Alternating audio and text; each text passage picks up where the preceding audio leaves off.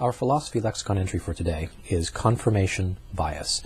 Now, this is one of the most common cognitive errors that people make, and it consists in overvaluing supporting evidence and undervaluing contrary evidence for any theory or belief that we are investigating. This can take place in two ways. It can take place in the collection of data, where we seek out and pay attention to supporting data and neglect to seek out contrary data, or it can take place in data interpretation, where we interpret ambiguous cases to be compatible with our preferred theory. One experiment to illustrate confirmation bias places 4 cards on a table. The cards, we are told, have a number on one side and a color on the other. The face-up sides of the cards read 2, 3, red, and green. The question, which cards must you flip in order to test the theory that every even number is red on the other side? Now, everyone understands that you must flip the 2 card to see if it's red, but what very few people get when presented with this problem is that you must flip the green card to see if it has an even number on the other side.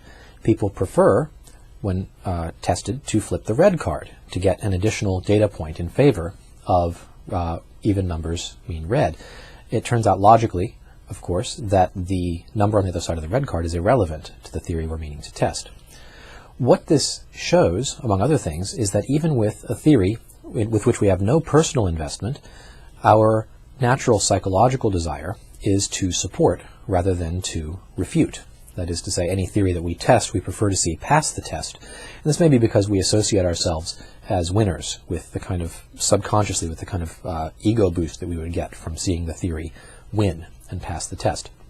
How can you prevent cognitive this confirmation bias in your own case? In 3 ways, I would say. First, by being aware of it as a constant tendency to slide towards seeking confirming evidence and neglecting contrary evidence and practicing a kind of rational discipline.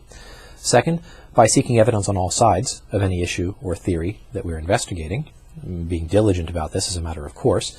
And third, by practicing an imaginative sympathy with people whose worldviews are radically different from our own, from trying to find a way, using our imagination, to see the evidence as they see it, even though we would not agree with their interpretation or conclusions that they draw from the evidence.